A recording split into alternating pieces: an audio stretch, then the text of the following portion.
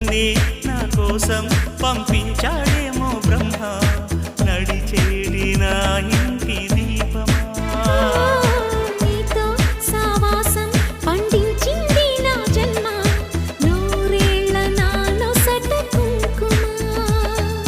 వెచ్చని శ్వాసల యౌవన గీతికి పల్లవి నువ్వంట పచ్చని ఆశల పువ్వుల తీగకి పందిరి నీ జంట మనవిగి కౌగిలి తన కోవెలని కొలువుండి పోవాలని చేరింది ప్రేమ